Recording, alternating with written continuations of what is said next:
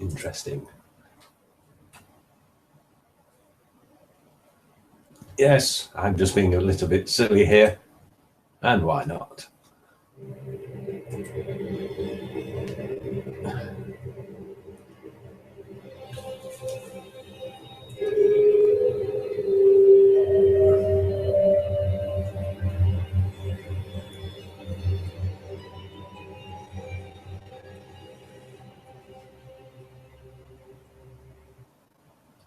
That's just so that you could see the black flash, because that's a freaky effect, isn't it?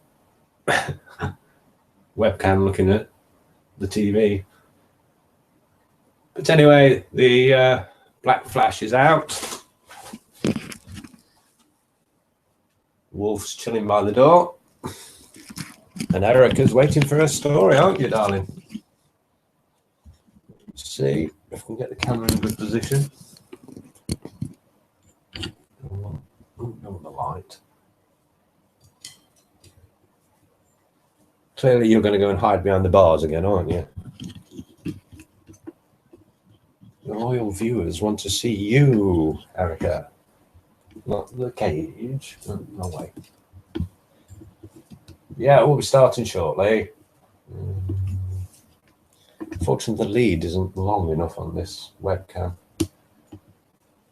There.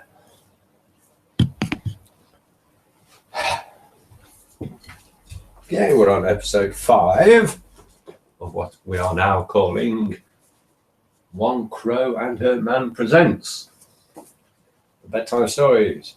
And this week we are having The Black Cat by Edgar Allan Poe.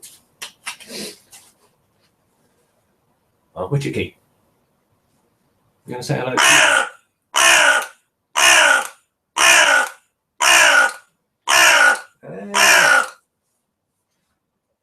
Yes, okay, ready to start now.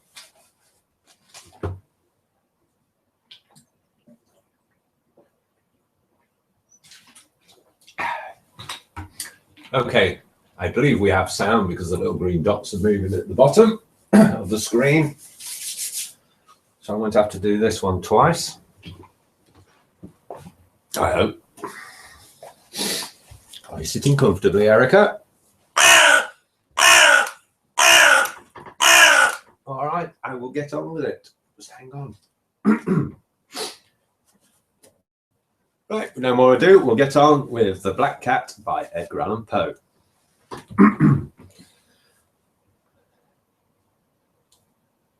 For the most wild yet most homely narrative which I am about to pen, I neither expect nor solicit belief.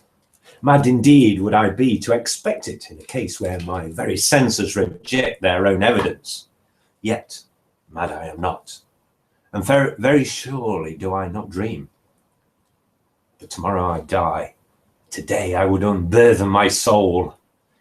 My immediate purpose is to place before the world, plainly, succinctly, and without comment, a series of mere household events.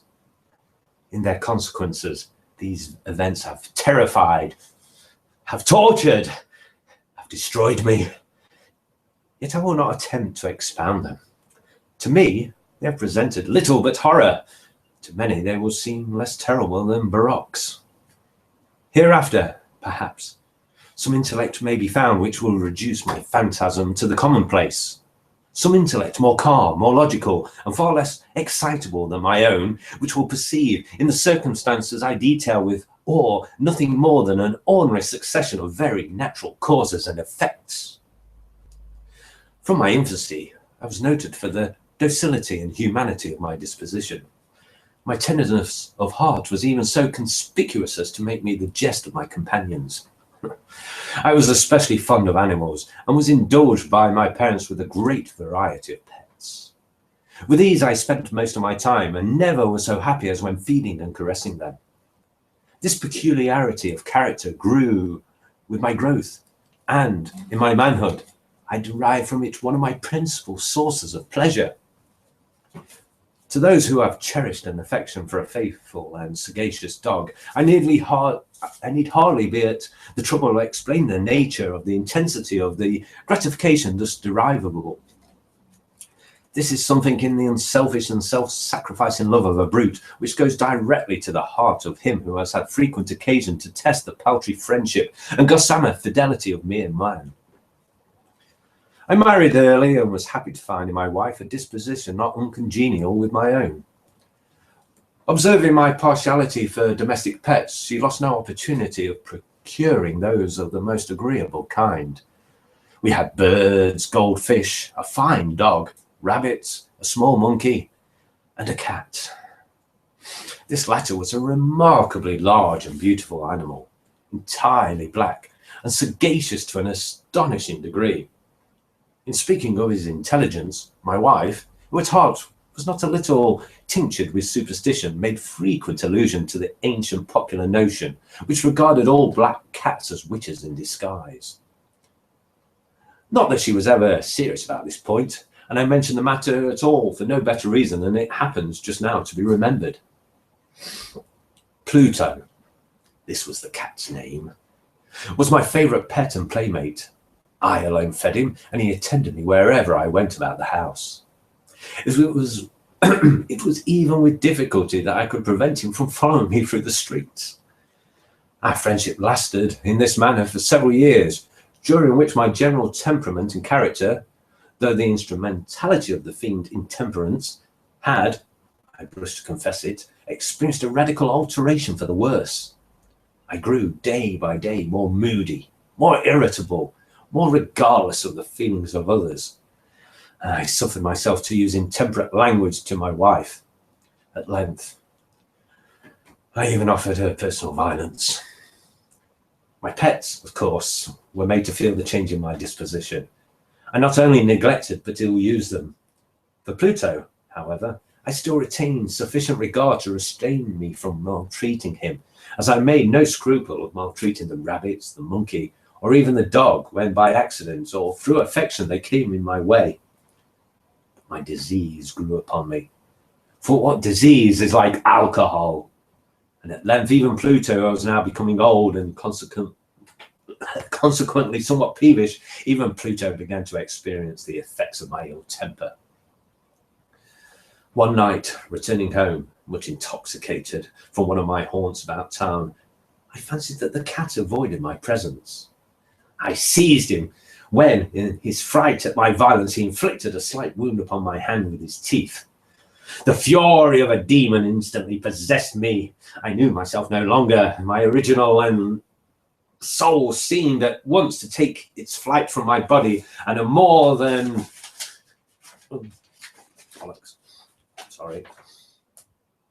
my original soul seemed at once to take its flight from my body, and a more than fiendish malevolence, gin-nurtured, filled every fibre of my frame. I took from my waistcoat pocket a penknife, opened it, grasped the poor beast by the throat, and then deliberately cut out one of its eyes from the socket. I blush, I burn, I shudder when I pen the damnable atrocity. When reason returned with the morning, when I had slept off the fumes of the night's debauch, I experienced a sentiment half of horror, half of remorse for the crime of which I had been guilty, but it was, at best, a feeble and equivocal feeling, and the soul remained untouched. I again plunged into excess, and soon drowned in wine all memory of the deed. In the meantime, the cat slowly recovered. The socket of the lost eye presented, it is true, a frightful appearance, but he no longer appeared to suffer any pain. He went about the house as usual, but, as might be expected, fled in extreme terror at my approach. I had so much of my old heart left as to be at first grieved by this evident dislike on the part of a creature which had once so loved me. But this feeling soon gave place to irritation, and then came, as if to my final and irrevocable overthrow, the spirit of perverseness. Of this spirit philosophy takes no account, yet I am not more sure that my soul lives than I am that perverseness is one of the primitive impulses of the human heart, one of the indivisible primary faculties or sentiments which give direction to the character of man. Who has not 100 times found himself committing a vile or a silly action for no other reason than because he knows he should not? Have we not a perpetual inclination, in the teeth of our best judgment, to violate that which is law, merely because we understand it to be such? This spirit of perverseness, I say, came to my final overthrow. It was this unfathomable longing of the soul to vex itself, to offer violence to its own nature, to do wrong for the wrong's sake only, that urged me to continue, and finally to consummate the injury I had inflicted upon the unoffending brute. One morning, in cool blood, I slipped a noose about its neck and hung it to the limb of a tree. Hung it with a tear streaming from my eyes, and with the bitterest remorse at my heart. Hung it because I knew that it had loved me, and because I felt it had given me no reason of offence. Hung it because I knew that in so doing I was committing a sin, a deadly sin that would so jeopardize my immortal soul as to place it, if such a thing were possible, even beyond the reach of the infinite mercy of the most merciful and most terrible God. On the night of the day on which this cruel deed was done, I was aroused from sleep by the cry of fire. The curtains of my bed were in flames. The whole house was blazing. It was with great difficulty that my wife, a servant, and myself made our escape from the conflagration. The destruction was complete. My entire worldly wealth was swallowed up, and I resigned myself thenceforward to despair. I am above the weakness of seeking to establish a sequence of cause and effect between the disaster and the atrocity. But I am detailing a chain of facts, and wish not to leave even a possible link imperfect. On the day succeeding the fire, I visited the ruins. The walls, with one exception, had fallen in. This exception was found in a compartment wall, not very thick, which stood about the middle of the house, and against which had rested the head of my bed. The plastering had here, in great measure, resisted the action of the fire, a fact which I attributed to it having been recently spread. At this wall a dense crowd were collected, and many persons seemed to be examining a particular portion of it with very minute and eager attention. The words strange, singular, and other similar expressions excited my curiosity. I approached and saw, as if graven in bas relief upon the white surface, the figure of a gigantic cat. The impression was given with an accuracy truly marvellous. There was a rope about the animal's neck. When I first beheld this apparition, I could scarcely regard it as less. My wonder and my terror were extreme. But at length reflection came to my aid. The cat, I remembered, had been hung in a garden adjacent to the house. Upon the alarm of fire, this garden had been immediately filled by the crowd, by someone of whom the animal must have been cut from the tree and thrown through an open window into my chamber. This had probably been done with the view of arousing me from sleep. The falling of other walls had compressed the victim of my cruelty into the substance of the freshly spread plaster, the lime of which, with the flames and the ammonia from the carcass, had then accomplished the portraiture as I saw it. Although I thus readily accounted to my reason, if not altogether to my conscience, for the startling fact just detailed, did not the less fail to make a deep impression upon my fancy. For months I could not rid myself of the phantasm of the cat, and during this period there came back into my spirit a harsh sentiment that seemed, but was not, remorse. I went so far as to regret the loss of the animal, and to look about me among the vile haunts which I now habitually frequented for another pet of the same species and of somewhat similar appearance with which to supply its place. One night, as I sat, half stupefied in a den of more than infamy, my attention was suddenly drawn to some black object reposing upon the head of one of the immense hogsheads of gin or of rum, which constituted the chief furniture of the apartment. I had been looking steadily at the top of this hogshead for some minutes, and what now caused me surprise was the fact that I had not sooner perceived the object thereupon. I approached it and touched it with my hand. It was a black cat, a very large one, fully as large as Pluto, and closely resembling him in every respect but one.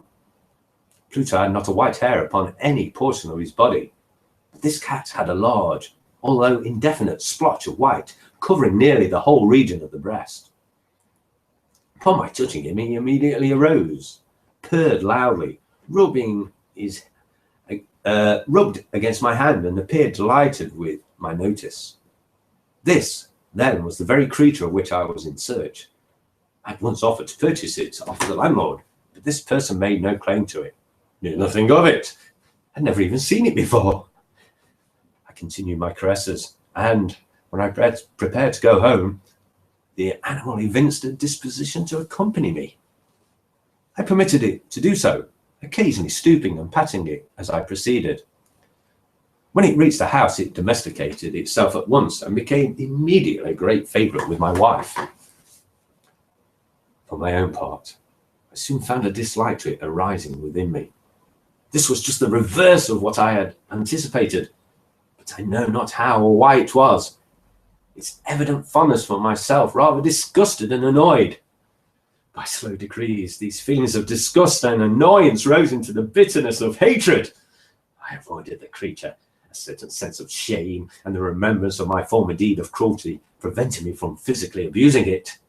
I did not, for some weeks, strike or otherwise violently ill-use it, but gradually, very gradually, I came to look upon it with an unutterable loathing, and to flee silently from its odious presence as from the breath of pestilence. What added, no doubt, to my hatred of the beast was the discovery, on the morning after I brought it home, that, like Pluto, it also had been deprived of one of its eyes. This circumstance, however, only endeared it to my wife, who, as I have already said, possessed in a high degree that humanity of feeling which had once been my distinguishing trait and the source of many of my simplest and purest pleasures. With my aversion to this cat, however, its partiality for myself seemed to increase. It followed my footsteps with a pertinacity which it would be difficult to make the reader comprehend. Whenever I sat, it would crouch beneath my chair or spring upon my knees, covering me with its loathsome caresses. If I arose to walk, it would get between my feet and thus nearly throw me down, or, fastening its long and sharp claws in my dress, clamber in this manner to my breast. Sometimes, although I longed to destroy it with a blow, I was yet withheld from so doing, partly by a memory of my former crime, but chiefly, let me confess it at once, by absolute dread of the beast. This dread was not exactly a dread of physical evil, and yet I should be at a loss how otherwise to define it. I am almost ashamed to own, yes, even in this felon's cell, I am almost ashamed to own that the terror and horror which the animal inspired me have been heightened by one of the merest chimeras it would be possible to conceive. My wife had called my attention more than once to the character of the mark of white hair, of which I have spoken, and which constituted the sole visible difference between the strange beast and the one I had destroyed. The reader will remember that this mark, although large, had been originally very indefinite, but by slow degrees nearly imperceptible, and which for a long time my reason struggled to reject as fanciful, it had at length assumed a rigorous distinctness of outline. It was now the representation of an object that I shudder to name, and for this, above all, I loathed and dreaded, and would have rid myself of the monster had I dared. It was now, I say, the image of a hideous, of a ghastly thing, of the gallows. Oh, mournful and terrible engine of horror and of crime, of agony and of death. And now was I indeed wretched beyond the wretchedness of mere humanity, and a brute beast whose fellow I had contemptuously destroyed, a brute beast to work out for me, a man fashioned in the image of the high God, so much of insufferable woe. Alas, neither by day nor by night knew I the blessing of rest any more. During the form of the creature left me no moment alone, and in the latter I started hourly from the dreams of unutterable fear to find the hot breath of the thing upon my face, and its vast weight, an incarnate nightmare that I had no power to shake off, incumbent eternally upon my heart. oppressor of torments such as these, the feeble remnant of the good within me succumbed. Evil thoughts became my sole intimates, the darkest and most evil of thoughts. The moodiness of my usual temper increased to hatred of all things and of all mankind, while from the sudden, frequent, and ungovernable outbursts of fury to which I now blindly abandoned myself, my uncomplaining wife, alas, was the most usual and the most patient of sufferers. One day she accompanied me upon some household errand into the cellar of the old building which our poverty compelled us to inhabit. The cat followed me down the steep stairs, and, nearly throwing me headlong, exasperated me to madness. Uplifting an axe, and forgetting in my wrath the childish dread which had hitherto stayed my hand, I aimed a blow at the animal, which, of course, would have proved instantly fatal had it descended as I had wished. But this blow was arrested by the hand of my wife. Goaded by the interference and into a rage more than demoniacal, I withdrew my arm from her grasp and buried the axe in her brain. She fell dead upon the spot without a groan. This hideous murder accomplished, I set myself forthwith, and with entire deliberation, to the task of concealing the body. I knew that I could not remove it from the house, either by day or by night, without the risk of being observed by the neighbours. Many projects entered my mind. At one period, I thought of cutting the corpse into minute fragments and destroying them by fire. At another, I resolved to dig a grave for it in the floor of the cellar. Again, I deliberated about casting it into the well in the yard, about packing it into a box as if merchandise with the usual arrangements, and so getting a porter to take it from the house. Finally, I hit upon what I considered a far better expedient than either of these. I determined to wall it up in the cellar, as the monks of the Middle Ages are recorded to have walled up their victims. For a purpose such as this cellar was well adapted. Its walls were loosely constructed and had lately been plastered throughout with a rough plaster, which the dampness of the atmosphere prevented from hardening. Moreover, in one of the walls was a projection caused by a false chimney or fireplace that had been filled up and made to resemble the rest of the cellar. I made no doubt that I could readily displace the bricks at this point, insert the corpse, and wall the whole thing up as before, so that no eye could detect anything suspicious. And in this calculation I was not deceived. By means of a crowbar I easily dislodged the bricks, and, having carefully deposited the body against the inner wall, I propped it into that position, while, with little trouble, I relaid the whole structure as it originally stood. Having procured mortar, sand, and hair, with every possible precaution, I prepared a plaster which could not be distinguished from the old, and with this I very carefully went over the new brickwork. When I had finished, I felt satisfied that all was right. The wall did not present the slightest appearance of having been disturbed. The rubbish on the floor was picked up with the minutest care. I looked around triumphantly and said to myself, "Here, at last, then, my labour has not been in vain." My next step was to look for the beast which had been the cause of so much wretchedness, for I had at length firmly resolved to put it to death. Had I been able to meet with it at the moment, there could have been no doubt of its fate, but it appeared that the crafty animal had been alarmed at the violence of my previous anger, and forbore to present itself in my present mood. It is impossible to describe or to imagine the deep, the blissful sense of relief which the absence of the detested creature occasioned in my bosom. It will make its appearance during the night, and thus for one night at least, since its introduction into the house, I soundly and tranquilly slept. I slept even with the burden of murder upon my soul. The second and the third day passed, and still my tormentor came not. Once again I breathed as a free man. The monster in terror had fled the premises forever.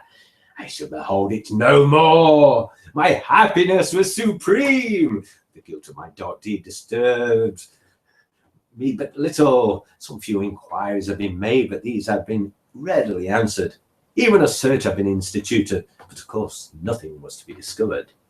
I looked upon my future felicity as secured. Upon the 4th day of the assassination, a party of the police came very unexpectedly into the house and proceeded again to make rigorous investigation of the premises. Secure, however, in the inscrutability of my place of concealment, I felt no embarrassment whatever. The officers made me accompany them in their search. They left no nook or corner unexplored. At length, for the 3rd or 4th time, they descended into the cellar. I quivered not in a muscle. My heart beat calmly as that of one who slumbers in innocence. I walked the cellar from end to end. I folded my arms upon my bosom and roamed easily to and fro. The police were thoroughly satisfied and prepared to depart. The glee at my heart was too strong to be restrained. I burned to say, if but one word, by way of triumph, and to render doubly sure their assurance of my guiltlessness. Gentlemen, I said at last, as the party ascended the steps, I delight to have allayed your suspicions. I wish you all health and a little more courtesy. By the by, gentlemen, this is a very well-constructed house. In the rabid desire to say something easily, I scarcely knew what I uttered at all. I may say, in an excellently well-constructed house, these walls... Oh, are you going, gentlemen? These walls are solidly put together. And here, through the mere frenzy of bravado, I rapped heavily with a cane which I held in my hand upon that very portion of the brickwork behind which stood the corpse of the wife of my bosom. Oh, but may God shield and deliver me from the fangs of the arch-fiend. No sooner had the reverberation of my blows sunk into silence than I was answered by a voice from within the tomb, by a cry, at first muffled and broken, like the sobbing of a child, and then quickly swelling into one long, loud, and continuous scream, utterly anomalous and inhuman, a howl, a wailing shriek, half of horror and half of triumph, such as might have arisen only out of hell, conjoining from the throats of the damned in their agony and the demons that exult in their damnation. Of my own thoughts it is folly to speak. Swooning, I staggered to the opposite wall. For one instant, the party upon the stairs remained motionless, through extremity of terror and of awe. In the next, a dozen stout arms were toiling at the wall. It fell bodily. The corpse, already greatly decayed and clotted with gore, stood erect before the eyes of the spectators. Upon its head, with red extended mouth and solitary eye of fire, sat the hideous beast whose craft had seduced me into murder, and whose informing voice had consigned me to the hangman. I had walled the monster up within the tomb. Dun, dun, dun. And there's the end. Did you enjoy that one then? No idea what we'll have next week. Right, I'm sure it'll be good. Okay, we hope you enjoyed it. Those who attended live and anyone watching on repeat, I hope you enjoyed it too. I think that's about it. I'm going to go and have a beer, as usual. Any final words, Erica, before we sign off? Close the raven. Nevermore.